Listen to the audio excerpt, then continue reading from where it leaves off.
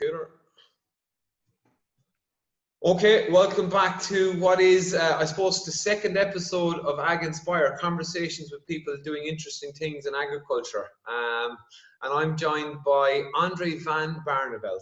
I've struggled with that name in the past. Andre, welcome. Good morning. Well, I suppose good afternoon to you now. Yeah, thanks, Tommy. How are you keeping, buddy? Yeah, really good. Good. Yeah, Good. different times, of course. I used to do a lot of traveling, whereas now there's more of this sort of stuff sitting in front of a computer, I suppose. We know each other a long time. I remember we're not too many miles apart. You're just down the road in Wexford.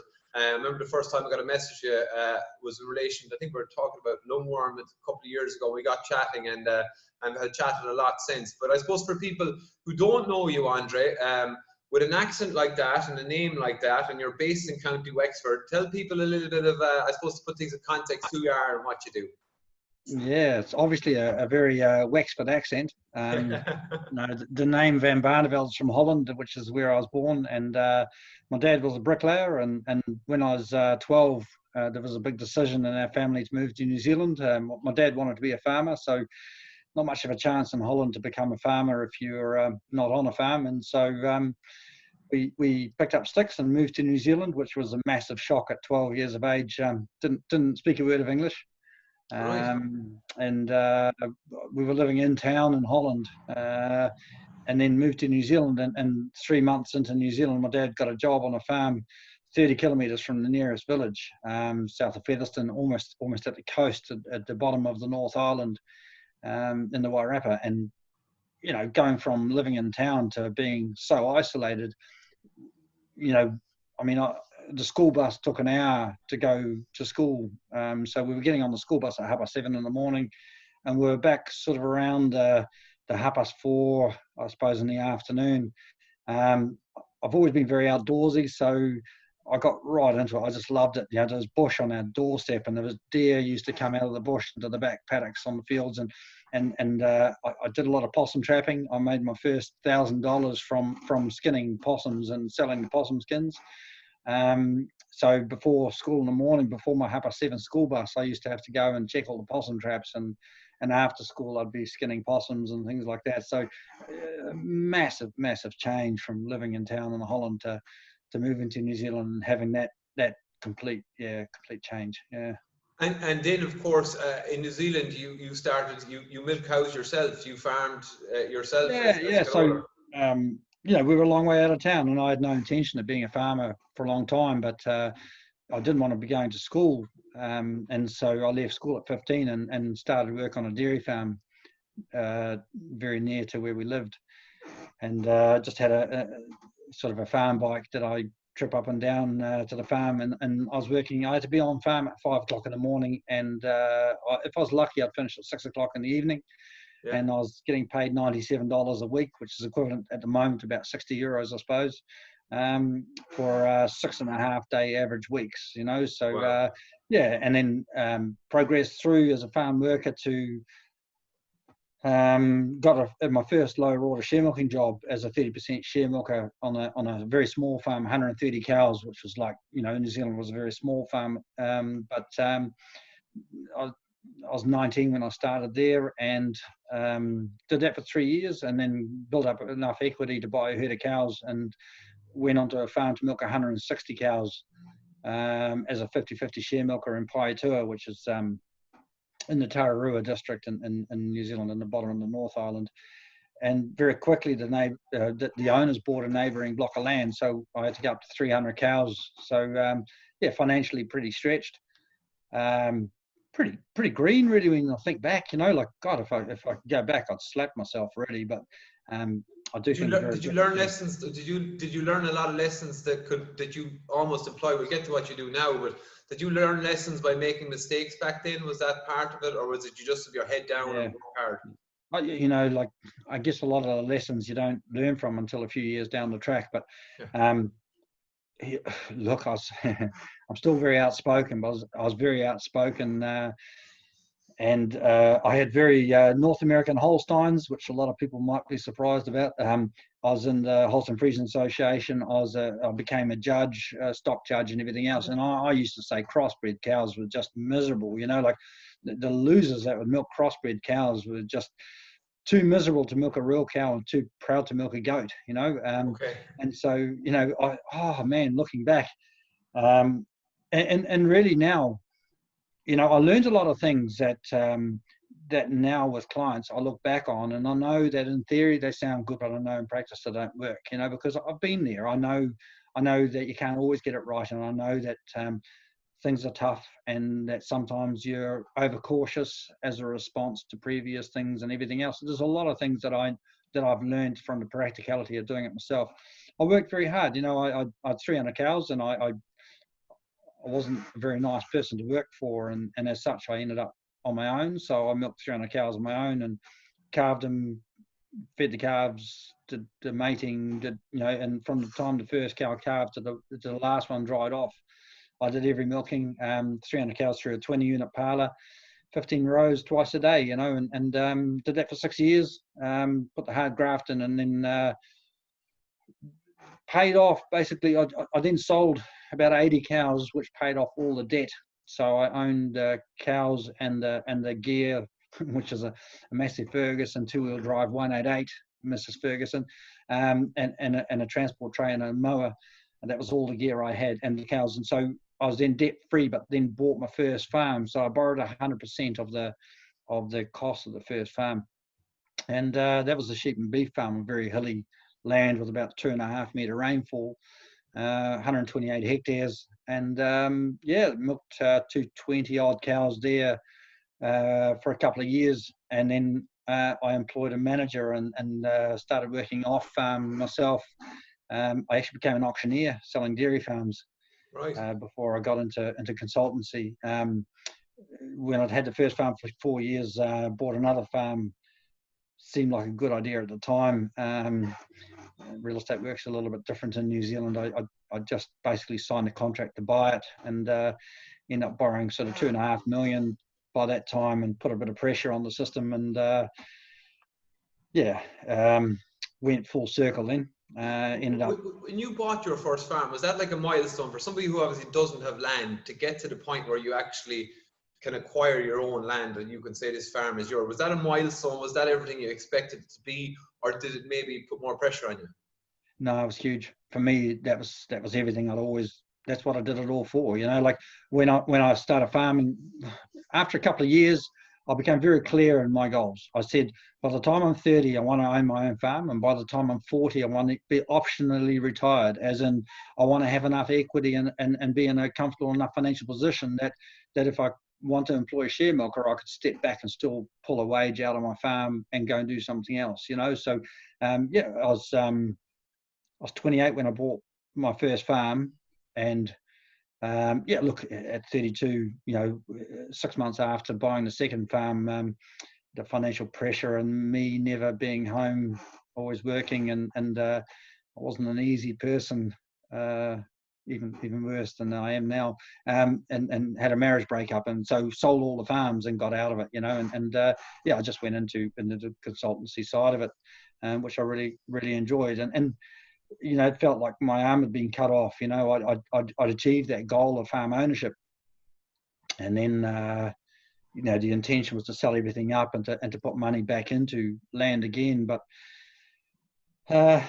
you know, I'd missed my whole younger years. I'd never had teenage years, so I might have gone off the rails there for a year or two, Okay. where motorbikes and rally cars and jet skis, and you know, like I just went nuts. And a couple of years later, you know, farm prices in New Zealand moved so quickly through that time, where all of a sudden the money that I had was going to buy so much less than it would have 2 years earlier, that I didn't invest back into it, and I was very happy with what I was doing. You know, I was really happy in the consultancy side of it.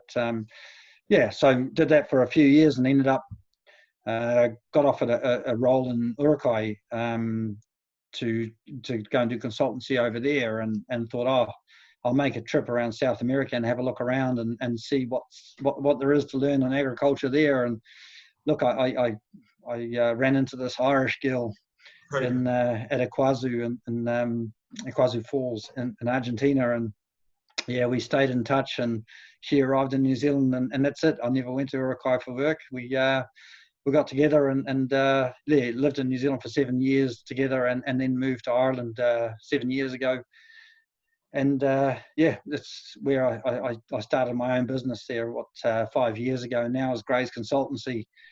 Talk to me about Gray's Consultancy, because and I've chatted to you a lot often, you know, and initially maybe it was pasture, profitability and people, will say, right? So, but no, I know from our recent conversations, you're taking a step back and adding probably a dimension to it, and it's soil, pasture, rumen health, it's all those elements. So I suppose your consultancy business has evolved, not just in Ireland, but you work in the UK. The last time I spoke to you, you're running trials, which is really interesting. We'll get into that in a moment. But talking about the nature of your consultancy business and how it started, maybe, and how it's evolved to this point over the last 5 years. Yeah, it's interesting because, you know, when I first went out on my own, it was pretty nervy. You know, I actually even, like in New Zealand, when I was milking 300 cows, I also did a bit of an AI run up the road as well, just for a bit of extra money. And so I mated sort of 2,000 or 3,000 cows every year.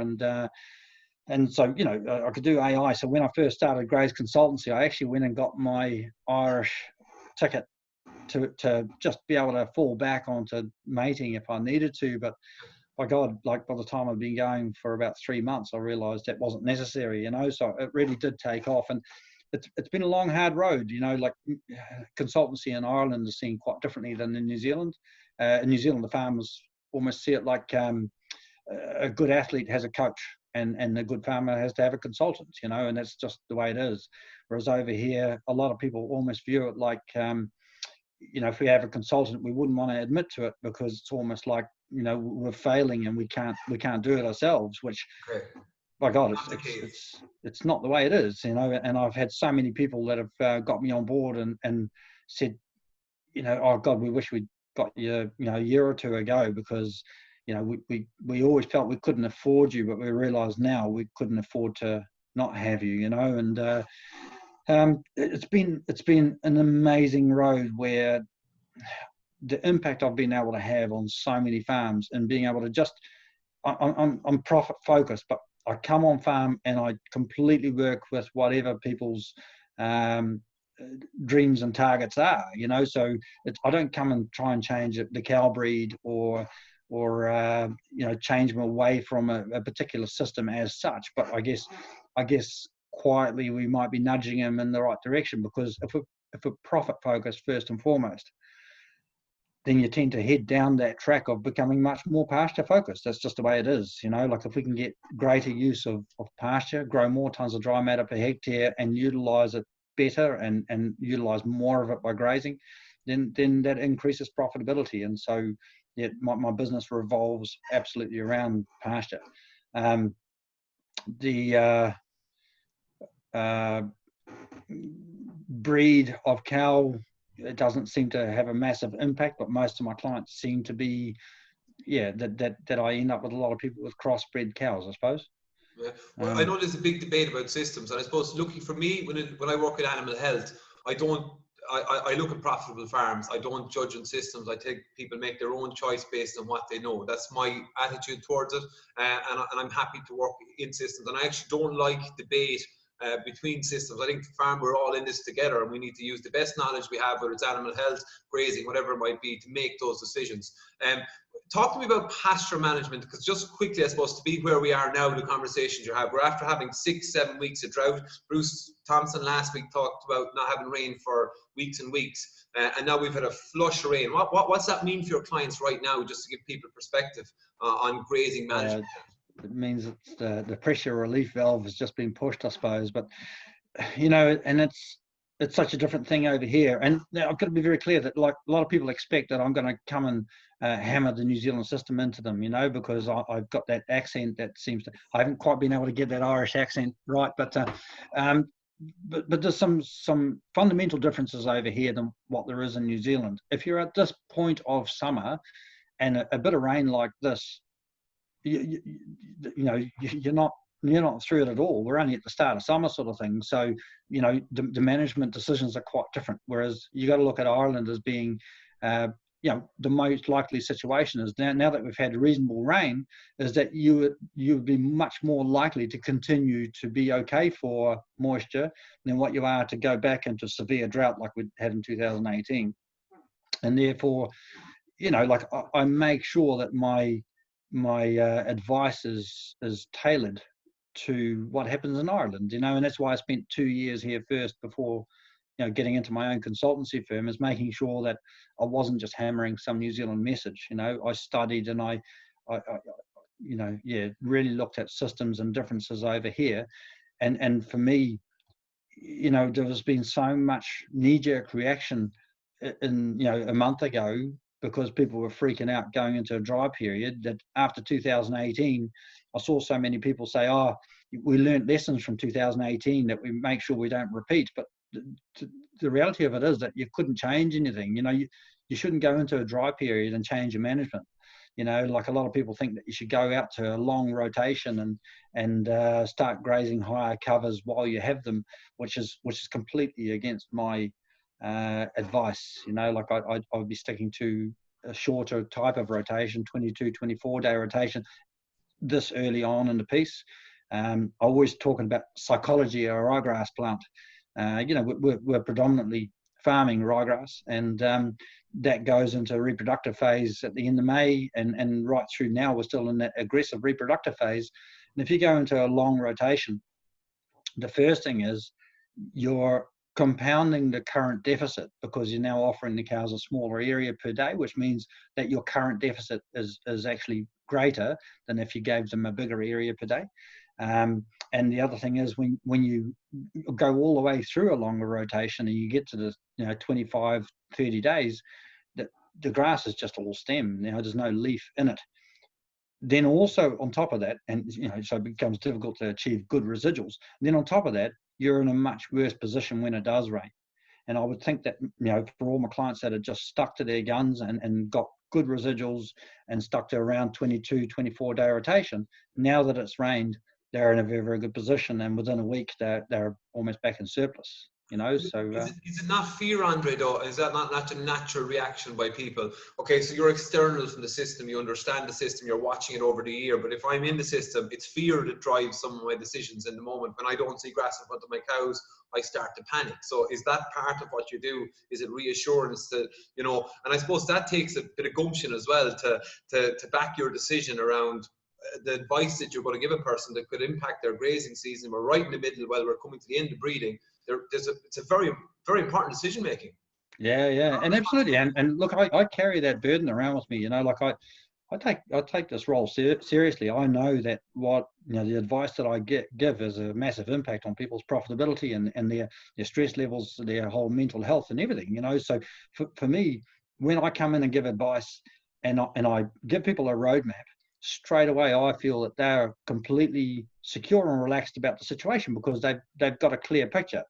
I just, like if I decide on their farm they are going to stick on a 24-day rotation, so they've got 100 hectares, and a 24-day rotation means they're going to feed 4.1 hectares a day. They know what area to allocate, and whatever the pasture cover is in that, people have to be measuring grass all the time and know what their covers are.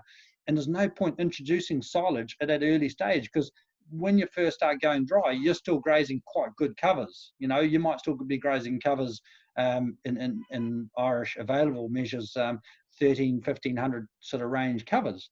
If you introduce silage then, while you're still grazing high covers, the cows are not going to graze good residuals, because they're now getting long covers and lower digestibility silage, which makes them feel fuller, and it triggers them to not be pushed to graze down to good residuals.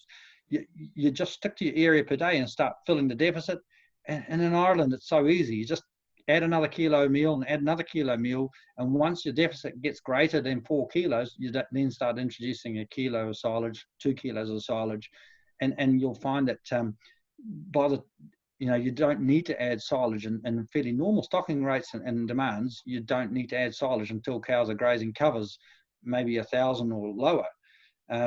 When you're grazing that lower covers, they'll still achieve a good residual when you add silage into it, you know. So it's giving people security around the decision making. And when I do my visits and I do my reports, in the report I just state exactly what hectares to stick to and what the trigger points are. You know, when covers get down to this is what you do. When they get down to this is what you do. And it's just, yeah, it's quite simple, you know. It's well, it's everything is simple. I heard somebody quote a heart surgeon recently, and they said that some heart surgeon said to them once that heart surgery is simple. Yeah, it's simple if you know how. Okay, so and I think that is a challenge. You know, when you're as heavily invested in it as you are, and done much research and see and understand it. And maybe I'm similar when it comes to animal health. I see things, but you know, there's so much stuff happening on a farm that it's not always simple. You know, I see animal health advice, and I say this is what you do, but I'm probably guilty sometimes of missing the complexity of what the business might be and where people are. And that's not to be disingenuous or about, you know, the level of what farmers have to carry. I'm looking at animal health, but there's economics, there's the family life, there's the grass, there's a whole lot of things. One of the things I wanted to chat to you today about is, you know, we've new EU Green Deals. We've the potential formation of a new government looking at sustainability being a key pillar of this, right? And the sustainability debate is ongoing. And we mentioned soil and grass and pasture. How important is what happens over the next 10 years? And particularly, I suppose, I think biogenic meat is just this thing that's been blown up, and I think it's really out of proportion as relation to sustainability. I think it's something we've well under control. But one of our challenges I see is nitrogen usage, and it's something I've talked to you before about, and it's something you're really passionate about. So I suppose looking at our traditional grazing systems you've worked with over the last 5 years, how are we going to evolve? I know it's a hard question, but where are the opportunities for farmers? Because I feel at the moment there's more opportunities there is challenges. I think what shifts will we see around grazing management, and particularly, and maybe I'm oversimplifying it now because I don't understand it properly, but our nitrogen usage, Andre. We still need to grow those hectares dry matter. We need that dry matter. How are we going to do it? Yeah, well, I think you know, look, there's some critical areas there, and you know, one really important thing in consultancy is also making sure you're future-proofing the whole operation as well. When you're advising systems, it's not just something that's going to work today and next year. It's just looking at future-proofing as well and looking ahead. And as such, you know, I mean, I've been well known for being quite anti the way nitrogen recommendations are in this country. You know, I think there's a disgraceful overuse of nitrogen, and I mean, when you look at, I mean, I flicked on the link to the podcast of Graham Sate. You know, despite being Australian, he's very, very good. But I listened to this morning. It's an excellent. Yeah. Nutrition farming, for anybody that has a chance to listen to the podcast, episode 4, the nitrogen necessity, it actually in a nutshell explains everything in about half an hour very, very well. For every kilo of surplus nitrogen we supply, we're pulling 100 kilos of carbon from the soil and into the atmosphere. The impact that environmentally that farming has is massive. And of course, as farmers, we want to play that down, because we know there's a lot of good stuff to it, and we know that ruminants are necessary in the whole system, and we know that you know, we do our best. We care, we do care, or like farmers care as a community about the environment. But the thing is, we've been hammered with this message of pounding chemical nitrogen into farms. And so, yeah, I'm doing a lot of work in that respect, and I've been really studying nitrogen for a long, long time, and listening to a lot of experts and going to seminars, and then Graham Sate just basically in half an hour put everything I know into a podcast that I wish I'd heard, you know, sort of 4 years ago. But is that not the uniqueness of learning, Andre? We learn over time. We learn by mistakes. That's part and parcel. Yeah, I mean, yeah, none of us have information in front of us right now. That's part of the evolution of it. Yeah, and maybe if you're not really interested in it and you're not vested in it, then a podcast comes along like that, and you switch it off after 2 minutes because you're not really invested in it, or you don't have interest in it. You know, so I mean, for me, it really triggered a lot of good points that I completely agree with. And funny enough, I mean, I was actually already down this track of setting up the trial work that I'm hoping to begin in August, looking at foliar urea applications with humates, which, you know, humic acid, which is an organic compound like a super concentrated compost, basically derived from brown coal. When you add humates, humic acid in particular, to urea in a foliar form, you know, like the proof is there that it makes the urea close to 100% effective. So you're minimizing the atmospheric and the leaching losses of that urea. And instead of having a chemical nitrogen form being applied that erodes soil microbiology, you actually have a compound that is fairly natural and will aid soil microbiology. And again, looking, you know, talking at the dry period, so many people have come to me and said, how do we build resilience into our systems to be able to cope? If this is going to get worse over the years, how do we set our systems up to be able to cope with dry periods better? And well, the first answer is build organic matter. You know, for every 1% of organic matter, extra organic matter in your soil moisture retention capacity increases by 170,000 litres per hectare, which is equivalent to 17 millimetres of rainfall. So, you know, if you can go from an organic matter level of 4 to 6, you're talking the equivalent of 34 millimetres of rainfall, soil moisture retention capacity, and that alone is massive in building resilience in your system. How do you do it? Well, one of the greatest eroders of soil microbiology and organic matter is chemical nitrogen application in excess of what the plant requires. And we're just talk to me about that, about that nitrogen. Okay, say our traditional system and how the plant fixes nitrogen, how we use nitrogen, just in really simple terms for like somebody like me who's a very basic understanding of, say, how we traditionally use, how the plant uses nitrogen, how we traditionally use it, maybe, and you've touched on it in quite a bit of detail, onto maybe what are the opportunities there versus, you know, what does the plant do with nitrogen? Well, the first problem I think over here is that everybody talks about fertilizer and they mean nitrogen, and the first thing we need to do is take away that word fertilizer, because a fertilizer is something that increases the soil fertility, and nitrogen as such doesn't. It's not a limiting factor for soil fertility as such. We use it to accelerate growth. So, you know, you can only achieve accelerated growth when you've got leaf area to mobilize nitrogen into accelerated photosynthesis. Basically, it's accelerating the way the plant mobilizes the light.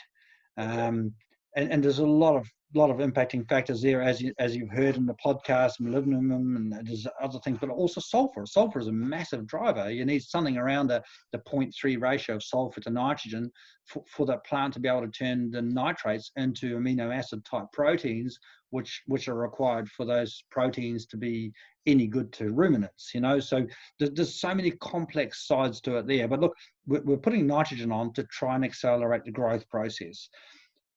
That if there's very little growth, and especially in early spring is where I have such a huge issue, as people will well know, when soil temperatures are maybe 5 degrees and your ryegrass plant isn't actually even active, there's such low growth rates that you have very minor opportunity to accelerate growth.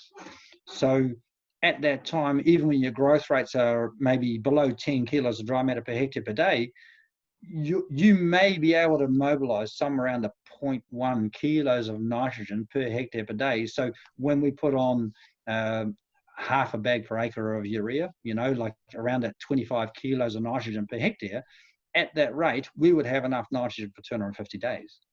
You know, so people that go out in January with a bag of urea with like 50 kilos of nitrogen per hectare,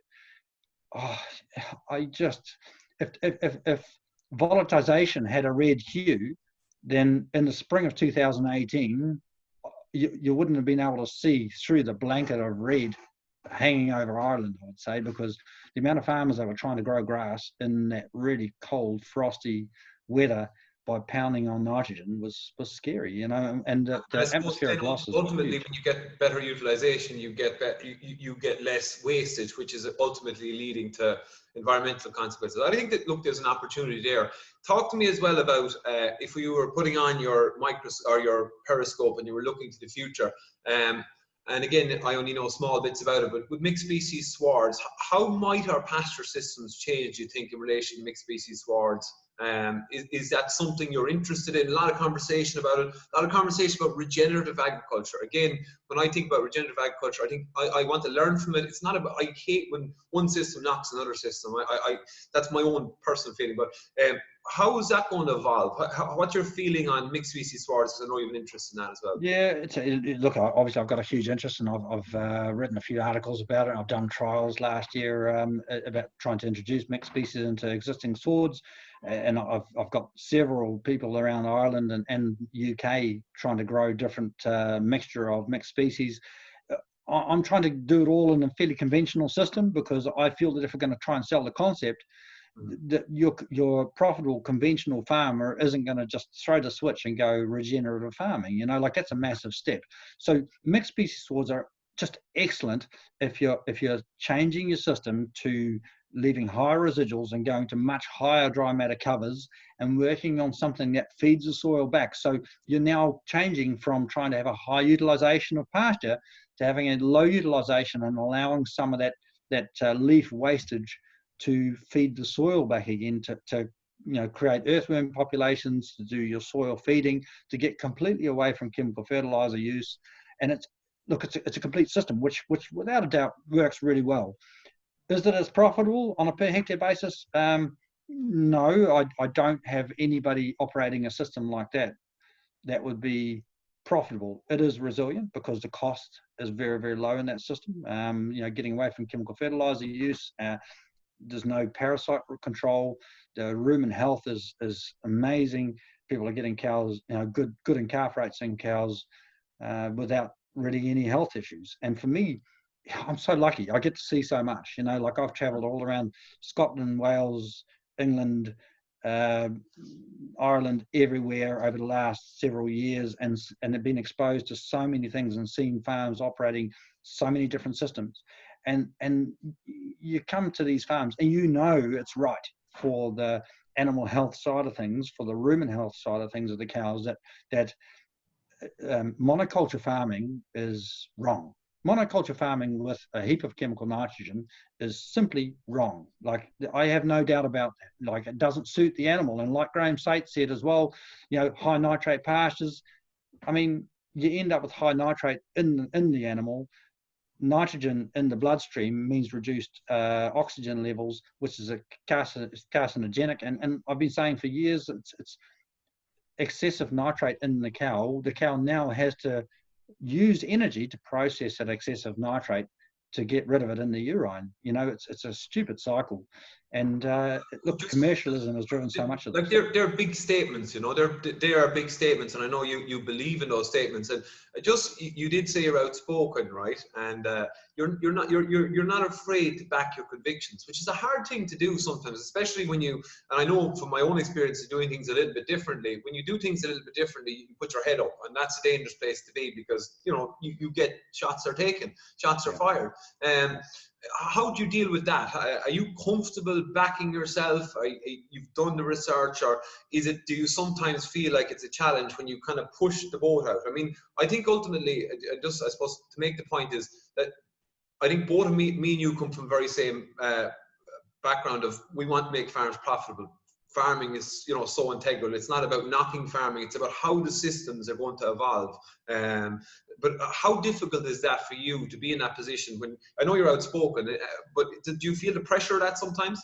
Yeah, of course you do. I mean, it's one thing being outspoken. Vegans tend to be quite outspoken, right?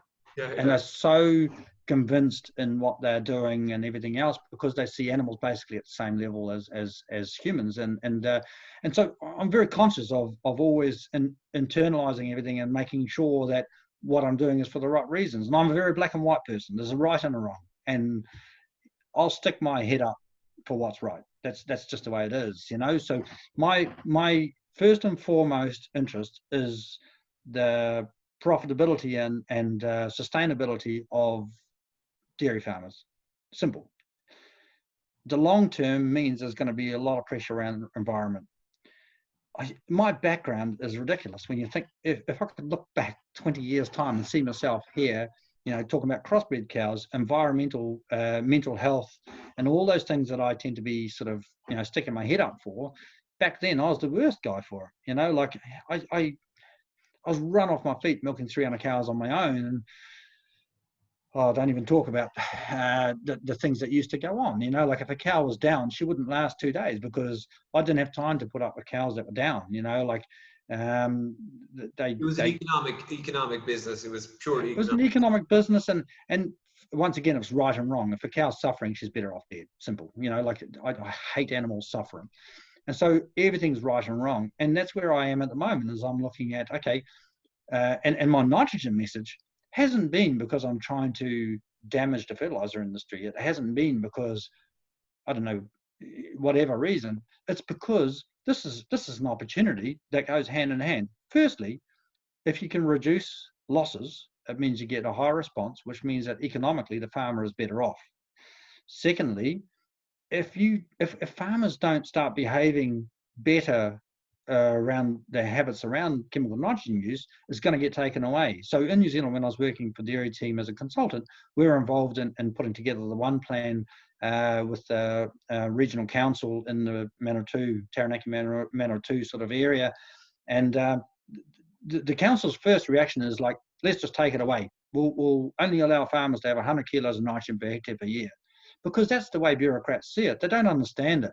And of course, the bad farmers can do more damage with 100 kilos of nitrogen than the good farmers with 250 kilos of nitrogen per hectare. So, but that's going to be their reaction. So the thing is, if we don't change their behavior and make sure that we start using it in a more economic, but also a more responsible way, then the risk is it's going to get taken away from us. I mean, we know that pressure is there with the current nitrates regulations, and that you know, there's going to be some changes. So if we can change our behaviour before that gets taken away from us, then these guys, like you were talking about the formation of government, I mean, these guys are sitting in their offices with not a clue. You know, I mean, yeah, we need to change the way we behave before they just make stupid decisions about how they're going to govern it. And that's for me the important thing. I hope people who are in legislative positions go to people like yourself who have real opinions, expertise, and the trials and the farms. And that's the beauty of it, Andre, is the clients and the farms that you're actually going and doing this. Right, so very interesting space. I think it's an opportunity. Let's move forward. You know, you get your soil right and your pasture right. Ultimately, you want to drive profitability in the farm. I had a discussion with you a couple of years ago, and I wrote an article 10 years ago about happiness, right? Investment talks about happiness, I know.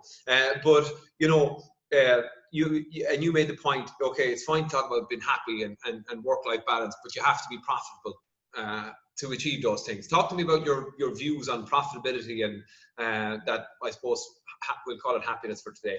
Yeah. Like I was on ear to the ground with this a couple of years ago, because when, you know, like I've got a list of KPIs that I usually work on with groups and things like that, and one of the KPIs is the satisfaction rating, which is self-assessed, and quite often I get the farmer to give me a self-assessed satisfaction rating, how happy they are in their business and their work-life balance, and you know, the way that, you know, whether they're mentally happy, and then I get their wife to rate them as well, which is usually substantially lower than what the farmer rates themselves.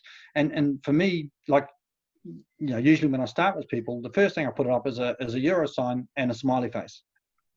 Okay. And I say everything's about these two, you know, because it's not just profit. It's, you know, if you have to sacrifice a slight bit of profit and you can cope with that sacrifice financially, but it makes you a hell of a lot happier, well, then that's really important. You know, don't forget about that happiness. And I come down pretty hard on clients that make a habit of always coming in at 9 o'clock every evening, and they've got a wife and kids that never see them. You know, I mean, it's just, it's so easy to go 10 years down the track and look back and then recognize everything that you've missed out on. And I know none of us really enjoy standing on the sideline cheering and things like that, and you know, sports days or whatever. But oh my God, it's so critical to be there for your kids and to show them that sort of support, and to you know, what's the point of having kids if you're not there? You know, like, I mean, my first time around, I had a couple of kids, but I was probably working 16-hour days for 9 months of the year, you know, and I was never there. And I just look back and I just, yeah, you know, I just want to go back and slap myself, really, because I didn't recognize the importance to have balance. So yeah, happiness, happy with the the things that matter to you, you know. So if a really good looking cow matters to you, then make sure that you breed a cow that you get up in the morning and you get the cows in, start putting cups on, and you just get satisfaction from looking at healthy, happy cows, you know, and those sort of things. And so it doesn't have to be about optimal profitability. And for some people, that means going completely organic farming, because they are willing to sacrifice some level of profitability to what they feel is doing the right thing, you know. And so it's weighing up the sacrifice versus the satisfaction that the different decisions give you, you know. And look, mental health is absolutely critical, and whatever people need to do, you know, I'm personally really a huge advocate for the exercise side of things, you know. And in my early years when I was working my butt off, the neighbour used to go for a run up the road about 6 o'clock in the evening, and I used to look at him and think, what an idiot, you know, like he didn't work hard enough, you know, he should have used that energy to work. And lo and behold, now I'm probably the maddest runner around, and I look back and I recognise that if only I'd been running. I'm going to get to the running in a bit, because that is interesting. But you brought up a topic there, and you talked about mental health. And just today, I was an extremely sad funeral. And you know, do we talk enough about mental health? It's something. Look, I'm comfortable in myself. Obviously, come to my own skin, and I'm able to talk about things. But certainly, when you have that conversation with people, are we good enough in agriculture having those conversations about mental health? About asking, are you okay? Is it something, what's your opinion? Are we getting better at having conversations? Because without your mental health, your personal fitness is very important. Your mental health is so key. Yeah, that's what I say. I mean, you know, your three greatest critical factors are your soil health, your animal health, and your own mental health. You know, like for me, the three of them are really, really important, and we don't talk about it enough. Of course, it's become a much more accepted term, and you know, I'm 50 now. Thinking back to when I was 20, anybody who talked about mental health was basically a pufter, is what we would have said. You know, you just almost shun them out of the herd, the people that spoke about that sort of thing. But it's become much more accepted. But I think we're still very poor as farmers to recognise the impact of what we do on our own mental health. Okay. You know, like the general public wouldn't understand what farmers go through. You know, I mean, I feel I'm an incredibly resilient person, but when I bought my first farm, the cows always had to walk over a hill to get away from the milking parlour, and there was always 20 or 30 cows would just stand at the bottom of the hill that just would sort of lame enough that I didn't want to go over it. And knowing, you know, thinking back, it's one of the things that killed my farming career is just, I hate animal suffering, and knowing that, you know, these cows are always just a little bit in pain, and you know, you carry that around, and the impact it had on my mental health was massive. But there's dozens of things like that in our everyday work life. You know, one day I lost 15 cows to bloat.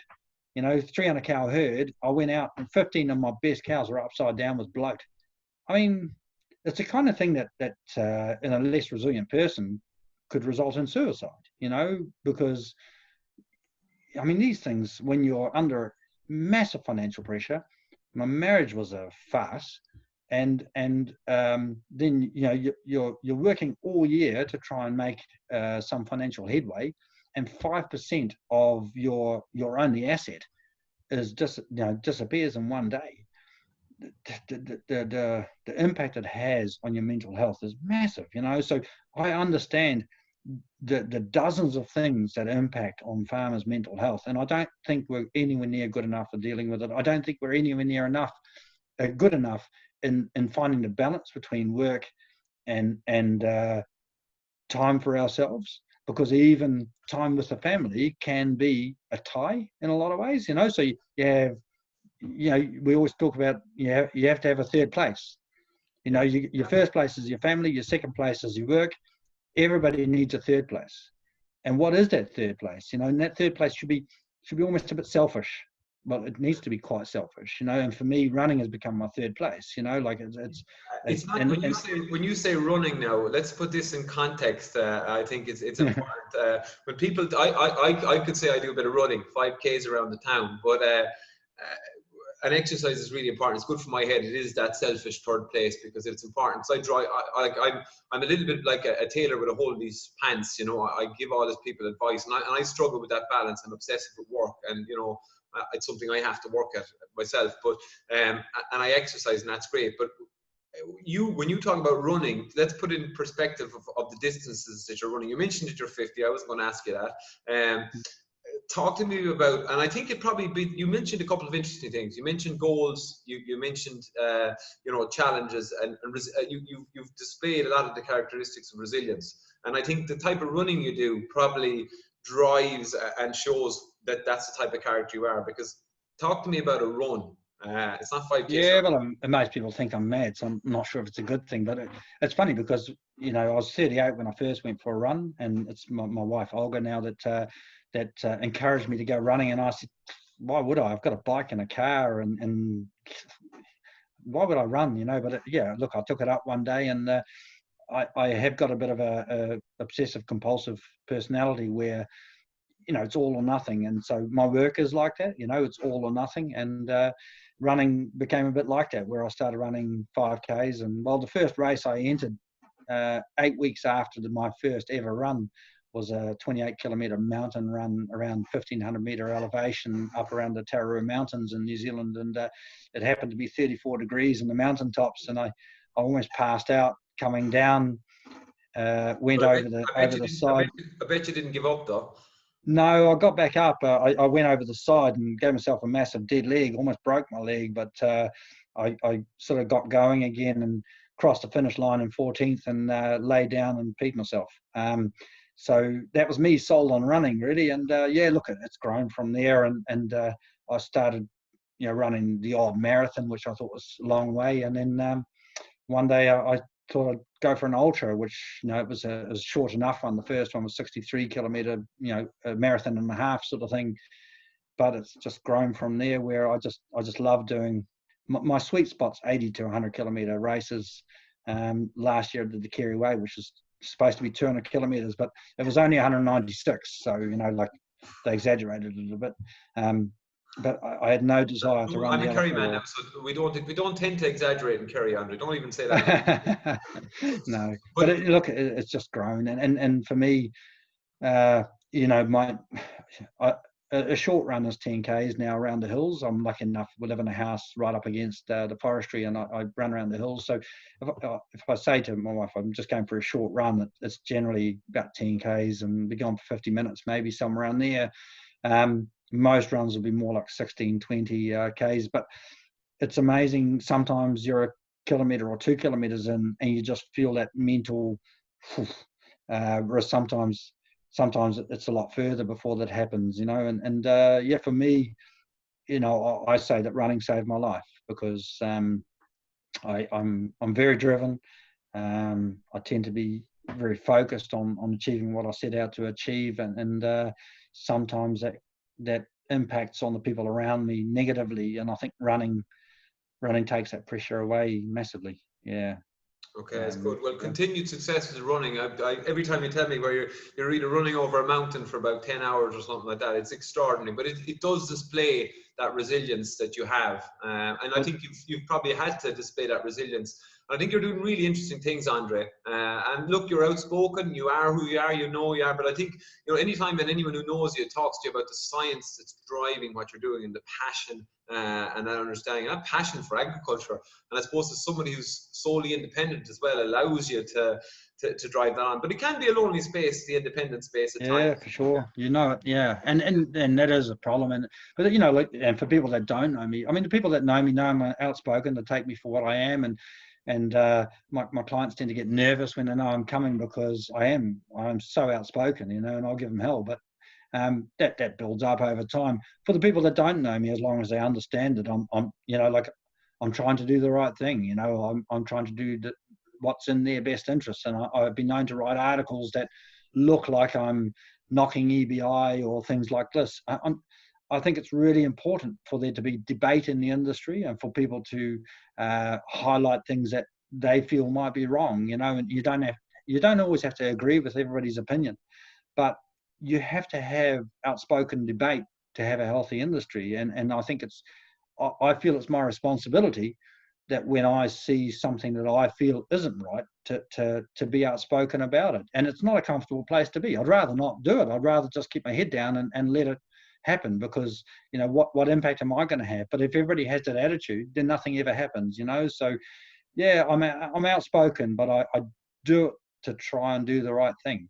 And that's, I think I'm not even sure how long we've been talking. There are no rules for this conversation, but I think what a wonderful way to end it. And thank you very much for your time and your friendship over the last couple of years. We've had some extraordinary chats off Zoom and on the phone and different places. But I think that message of doing the right thing is a great message, not just in agriculture, but in all our lives. Andre, thank you very much. It's been fantastic to chat to you. Yeah, you too. Must go for a run sometime.